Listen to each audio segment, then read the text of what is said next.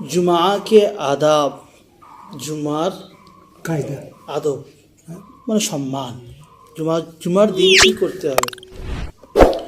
जुमा के दिन बाद गुस्ल के उम्दा से उम्दा कपड़ा जो उसके पास हो पहने। जुमार दिन, जुमार आदब হলো এটাই, जुमार সম্মান হলো এটাই, जुमार दिन গোসল করার পরে ভালো থেকে ভালো, সব থেকে ভালো যে কাপড় তার কাছে থাকবে সেই কাপড়টা কি করবে, পরবে। আর মুমকিন हो तो खुशबू लगाए, যদি বা হয় সম্ভব হয় তো খুশবু ব্যবহার করবে। খুশবু বলতে আতর বা আতর জাতীয় জিনিস। और नाखून वगैरह भी कुतरवाए, নখগুলো কি করবে, কাটবে। जुमा मस्जिद में बहुत सवेरे যাবে, जुमा মসজিদে যত তাড়াতাড়ি পারবে যাওয়ার চেষ্টা করবে। এখানে একটা শব্দ দিয়েছে নাখুন ওগৈরা কুতরওয়ায়। এ নাখুন ওগৈরা শব্দ শুধু নাখুন তো বলতে পারত, নাখুন কাটবে। ওগৈরা শব্দ অর্থ নখের সঙ্গে চুলও সহ। जो शख्स जितने सवेरे जाएगा उसी कदर उसको सवाब ज़्यादा मिलेगा। যে মানুষ যত তাড়াতাড়ি জুমার দিন মসজিদে যাবে, তাড়াতাড়ি যাওয়ার জন্য কি করবে, তত বেশি সওয়াব পাবে। কেমন ভাবে দেখো, নবী सल्लल्लाहु अलैहि वसल्लम ने फरमाया, अल्लाह रसूल सल्लल्लाहु अलैहि वसल्लम बोलेছেন कि जुमा के दिन फरिश्ते दरवाजे पर जिस मस्जिद के जहाँ जुमा पढ़ा जाता है खड़े होते हैं। যে মসজিদে জুমার নামাজ পড়া হয় সেই মসজিদে দরজায় ফেরেশতা এসে কি করে দাঁড়িয়ে যায়, ফেরেশতারা এসে দাঁড়িয়ে যায়। और सबसे पहले जो आता है, এবং সব থেকে প্রথম যে আসে, उसको फिर उसके बाद दूसरे को, তারপরে যে আসে দ্বিতীয়। इसी तरह दर्जा बा दर्जा सबका नाम लिखते हैं। এইরকম ভাবে যে যেমন ভাবে ঢোকে তার তেমন সিরিয়াল নাম্বার হিসাবে কি করে, নাম লেখা হয়। খাতায় কি করে, নাম লেখে, রেজিস্টারে নাম লেখে। सबसे पहले जो आया उसको ऐसा सवाब मिलता है, সব থেকে প্রথম যে আসে ওকে এতটা পরিমাণ সওয়াব দেওয়া হয়। কতটা পরিমাণ, जैसा अल्लाह ताला के राह में ऊँट कुर्बानी करने वाले को, যেমন কেউ যদি বা আল্লাহর রাস্তায় একটা উট কুরবানি করে যতটা সওয়াব হয়, জুমার দিন সব থেকে প্রথম যে ব্যক্তি মসজিদে প্রবেশ করে তাকে একটা উট আল্লাহর রাস্তায় কুরবানি করার মতো সওয়াব দেওয়া হয়।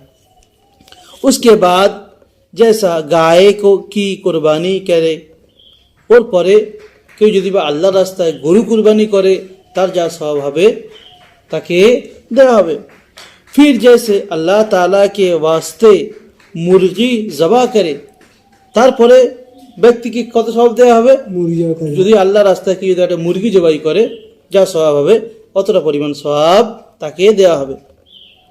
फिर जैसे अल्लाह ताला के राह में किसी को अंडा सदका दिया जाए, তারপরে যে আসবে তাই কি দেওয়া হবে, আল্লাহ তাআলার রাস্তায় একটা ডিম সদকা করলে যা সওয়াব হয় অতটা পরিমাণ সওয়াব তাকে মসজিদে আসার জন্য দেওয়া হয়। নামাজের আলাদা, এটা কি মসজিদে আসা প্রবেশ করার জন্য এই সব।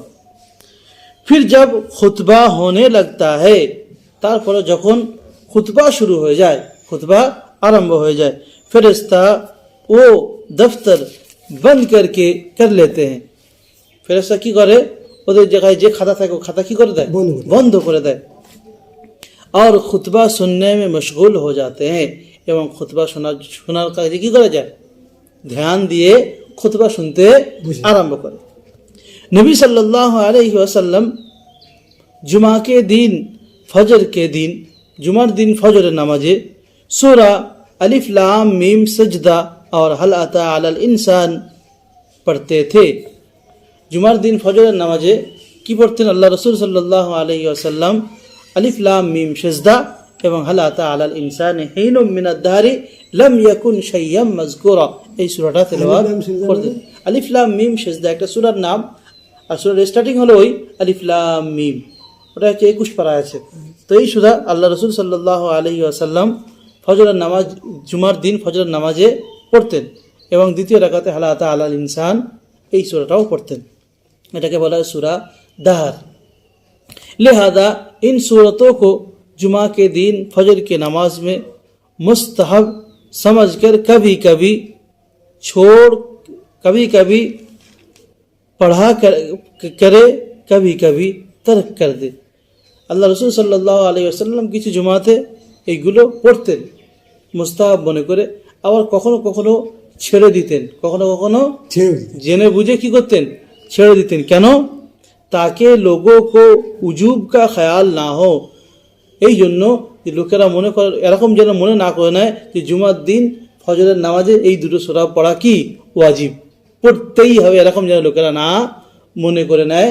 সেই জন্য কখনো কখনো আল্লাহ রসুল কি করতেন, ছেড়ে দিতেন। আল্লাহ রসুল পড়তেন, কখনো কখনো আবার ছেড়ে দিতেন। ওই জন্য আল্লাহ রসুলের এতে মনে করে কেউ কেউ যদি চাইলে পড়তেও পারে। जुमा की नमाज में नबी सल्लल्लाहु अलैहि वसल्लम सूरा जुमा और सूरा मुनाफिकून, जुमार दिन जुमार नमाजे अल्लाह रसूल सल्लल्लाहु अलैहि वसल्लम सूरा जुमा, सूरा मुनाफिकून, सब्बिहिस्म रब्बिकल आला और हल अताका हदीसुल गाशिया এই সমস্ত সূরাগুলো তেলাওয়াত করতেন। কখনো কখনো সব্বিহিস্ম রব্বিকাল আলা পড়তেন, কখনো কখনো হাল আতাকা হাদিসুল গাশিয়া পড়তেন, কখনো কখনো সূরা জুমা পড়তেন, কখনো কখনো সূরা মুনাফিকুন পড়তেন। जुमा के दिन ख नमाज से पहले या पीछे सूरा कहफ पढ़ने में बहुत सवाब है। जुमार दिन সে চায় না জুমার নামাজের আগে হোক বা জুমার নামাজে পরে হোক, সূরা কাহাফ যদি কেউ পড়ে এর জন্য অনেক সওয়াব আছে। কি আছে? সূরা কাহাফ, এটা হচ্ছে কোরআন শরীফের মধ্যবর্তী একটা সূরার নাম। এই সূরাটা আছে 15 পারার মাঝখানের দিকে। সূরা কাহাফ বলে একটা সূরা, সূরা বনী ইসরাঈলের পরে সূরা কাহাফ, তারপরে সূরা মারিয়াম।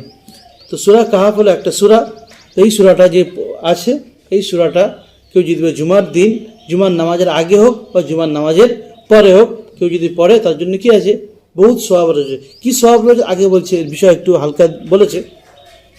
नबी सल्लल्लाहु अलैहि वसल्लम ने फरमाया कि जुमा के दिन जो कोई सूरा कहफ पढ़े, আল্লাহ রসুল সাল্লাল্লাহু আলাইহি ওয়াসাল্লাম বলেছেন জুমার দিন কেউ যদি বা সূরা কাহাফ তেলাওয়াত করে, পড়ে মানে তেলাওয়াত করে, उसके लिए আরশ के नीचे से, তার জন্য কি হবে, আরশের নিচে থেকে আসমান के बराबर बुलंद एक नूर जाहिर होगा। আরশের নিচে থেকে নিয়ে আসমান থেকে নিয়ে জমিন পর্যন্ত কি হবে, একটা নূর, একটা আলো তার জন্য কি হবে, তৈরি হয়ে যাবে। কেউ যদি বা জুমার দিন জুমার নামাজের আগে হোক বা পরে সূরা কাহাফ তিলাওয়াত করে তার জন্য এই ফজিলত। कि क़यामत में, क़यामत के अंधेरी में उसके काम आएगा। क़यामतेर दिन যে অন্ধকার হবে সেই অন্ধকার এটা কি করবে, তার কাজে আসবে, তার কাজে আসবে। और जुमा से पिछले जुमा तक जितने गुनाह उससे हुए थे सब माफ हो जाएंगे। এই জুমা থেকে তার আগে পিছনের জুমা পর্যন্ত মাঝখানে যত গুনাহ করেছে এই কি করবে, আল্লাহ রাব্বুল আলামিন তার মাঝখানের গুনাহকে মাফ করে দেবেন। उलमा ने लिखा है कि इस हदीस में गुनाह सगीरा मुराद है।